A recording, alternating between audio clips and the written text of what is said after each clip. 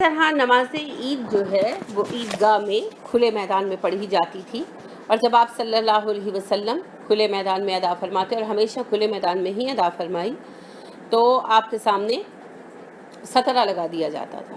تو عبداللہ بن عمر کہتے ہیں کہ رسول اکرم صلی اللہ علیہ وآلہ وسلم جب عید کی نماز یا کوئی دوسری نماز کھلے میدان میں عطا فرماتے تو آپ صلی اللہ علیہ وسلم کے سامنے ایک بھالا یعنی نیزہ گاڑ دیا جاتا اور آپ صلی اللہ علیہ وسلم اس کے پیچھے نماز ادا فرماتے اور صحابہ کرام رضی اللہ عنہم آپ کے پیچھے ہوتے، یعنی امام کا سترہ جو ہے وہ جماعت کو کافی ہے۔ عمر بن خطاب رضی اللہ عنہ کہتے ہیں کہ نبی اکرم صلی اللہ علیہ وسلم کے فرمان کے مطابق عید الاضحیٰ کی نماز 2 رکعت ہے، عید الفطر کی نماز 2 رکعت ہے، مسافر کی نماز 2 رکعت ہے، جمعہ کی نماز 2 رکعت ہے، اور یہ مکمل نماز ہے، کم نہیں کی گئی۔ اسے نسائی نے روایت کیا ہے اور اس کا نمبر جو ہے وہ 1078 ہے۔ اب دیکھیے کہ نمازوں عید کی نمازوں کی رکعت 2 کی تعداد میں ہے، یعنی 2 رکعت نماز ہے۔ اسی طرح جابر بن سمرہ روایت کرتے ہیں کہ میں نے رسول اکرم صلی اللہ علیہ وسلم کے ساتھ 1-2 مرتبہ نہیں کئی مرتبہ عیدین کی نماز اذان اور اقامت کے بغیر پڑھی۔ یعنی اس کا مطلب کیا ہے؟ یہ صحیح مسلم کی حدیث ہے، اس کا نمبر 428 ہے۔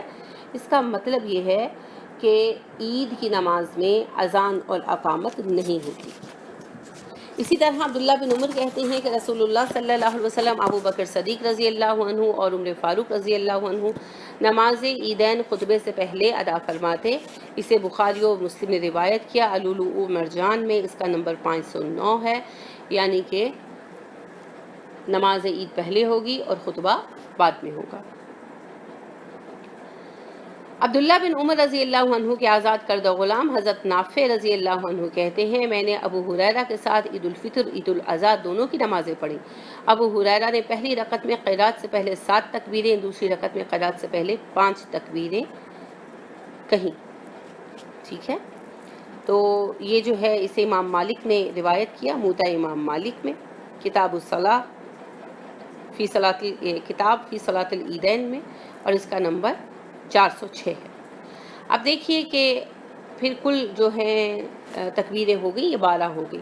پہلی رکعت میں 7 قرات سے پہلے اور دوسری میں 5، یہ کل 12 تکبیریں ہیں۔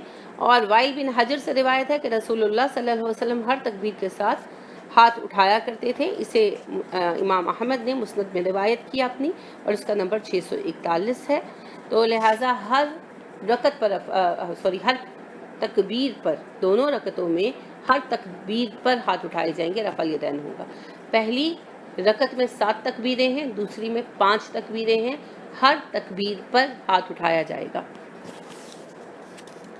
آپ صلی اللہ علیہ وسلم نماز عیدین اور جمعہ میں پہلی رکعت میں سورہ اعلیٰ اور دوسری میں سورہ غاشیہ پڑھا کرتے تھے، اسے مسلم نے روایت کیا۔ تو بات یہ ہے کہ یہ پھر مستحب ہو گیا نا، کہ اگر ایسا ہی کیا جائے تو اچھا ہے، ورنہ کوئی بھی ایسی ہی صورت پڑھی جا سکتی ہے، نہیں کہ بہت طویل بھی نہ ہو اور بہت چھوٹی بھی نہ ہو۔ عبداللہ بن عباس فرماتے ہیں کہ نبی کریم صلی اللہ علیہ وسلم عید الاضحیٰ یا عید الفطر کے روز 2 رکعت نماز ادا فرماتے اور اس سے پہلے یا بعد کوئی نماز نہیں پڑھتے تھے۔ اسے صحیح مسلم نے روایت کیا، نمبر 430 ہے۔ اب دیکھیے کہ جو نوافل کہے جاتے ہیں کہ عیدگاہ جانے سے پہلے پڑھ لو پھر عید سے آ کر پڑھو، تو یہ بالکل من گھڑت ہیں۔ رسول اکرم صلی اللہ علیہ وسلم عید کے روز بس یہی نماز ادا فرماتے تھے۔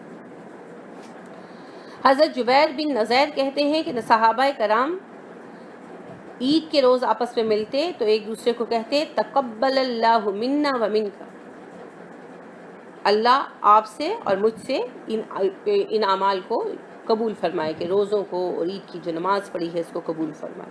اسے علامہ ابن حجر عسقلانی نے فتح الباری میں نقل کیا ہے۔ تو لہٰذا ایک دوسرے کو قبولیت عمل کی دعا دینا مسنون ہوا، مستحب ہوا مسلمانوں کے لیے۔ اسی طرح ایک اور سنت یہ ہے کہ جابر بن عبداللہ رضی اللہ عنہ کہتے ہیں کہ نبی کریم صلی اللہ علیہ وسلم عید کے روز عیدگاہ میں آنے جانے کا راستہ تبدیل کر لیا کرتے تھے۔ ٹھیک ہے، آپ جاتے ایک راستے سے اور آتے دوسرے راستے سے، تو یہ بھی سنت ہے۔ اگر ابو ہریرہ رضی اللہ عنہ نے بتایا کہ رسول اکرم صلی اللہ علیہ وسلم نے ارشاد فرمایا کہ تمہارے آج کے دن میں 2 عیدیں اکٹھی ہو گئیں، جو چاہے اس کے لیے جمعہ کے بدلے عید ہی کافی ہے، لیکن ہم دونوں ادا کریں گے۔ ٹھیک ہے، یعنی اگر جمعے کے دن عید آ جائے اور ظاہرہ کہ 2 نمازیں 2 خطبات ہو جائیں گے، جس کے لیے ممکن ہو وہ دونوں ادا کر لے، اور جس کے لیے ممکن نہ ہو اس کو نماز عید ہی کافی ہے اور جمعے کی بجائے وہ نماز ظہر ادا کر لے۔ اس پر کوئی اللہ رب کریم کو اعتراض نہیں۔ اب اگر کسی کو کسی سبب سے عید کی نماز نہ مل سکے یا وہ بیمار ہو اور عیدگاہ نہ جا سکے تو پھر اسے کیا کرنا چاہیے؟ انس بن مالک رضی اللہ عنہ نے اپنے غلام ابن ابی عتبہ کو زاویہ گاؤں میں نماز پڑھانے کو حکم دیا تو ابن ابی عتبہ نے حضرت انس رضی اللہ عنہ کے گھر والوں اور بیٹوں کو جمع کیا اور سب نے شہر والوں کی تکبیر کی طرح تکبیر اور نماز کی طرح نماز پڑھی، اور اکرمہ نے کہا گاؤں کے لوگ عید کے روز جمع ہو اور 2 رکعت نماز پڑھیں جس طرح امام پڑھتا ہے، اور عطا رحمۃ اللہ تعالیٰ علیہ نے کہا کہ جب کسی کی نماز فوت ہو جائے تو وہ 2 رکعت نماز ادا کر لے۔ یعنی دیکھیے کہ جو لوگ شہر نہیں آ سکتے تھے ان کے لیے نماز کا اہتمام گاؤں میں کیا گیا، اور ساتھ ہی یہ بھی بتا دیا کہ جو عیدگاہ تک نہیں آ سکتا تو وہ 2 رکعت نماز جو ہے وہ گھر میں ادا کر لے۔ تو ظاہر ہے اس کا اجر وہ تو نہیں ہوگا، لیکن یہ عذر کی نماز ہے نا، یہ ان کے لیے ہے جو بیمار ہوں یا کوئی صحیح شرعی عذر کے بنا پر نہ آ پائے۔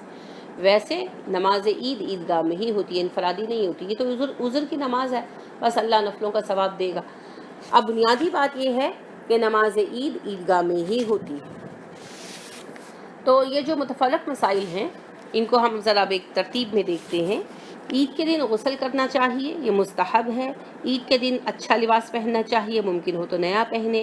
نماز عید الفطر سے پہلے کچھ کھا کر جانا چاہیے، خصوصاً میٹھا، اور میٹھے میں اگر کھجور ہو تو یہ منوان سنت ہو جائے گی، اور کھجور کھائیں تو پھر طاق عدد میں کھائیں۔ رسول اکرم صلی اللہ علیہ وسلم طاق کھاتے تھے۔ نماز عید کے دن پیدل چل کر جانا چاہیے اور واپس بھی پیدل آنا چاہیے۔ اگر عیدگاہ دور ہو تو پھر آپ گاڑی پر چلے جائیں، مگر عیدگاہ سے کچھ دور گاڑی روکیں اور پیدل چل کر پہنچنے کی کوشش کریں۔ نماز عید ہر مکلف شخص پر فرض ہے۔ مکلف وہ بندہ ہوتا ہے جو عاقل بالغ مسلمان ہے، ٹھیک ہے، جس پر شرعی احکامات لاگو ہیں۔ نماز عیدین کے لیے عورتوں کو بھی عیدگاہ لے جانا چاہیے۔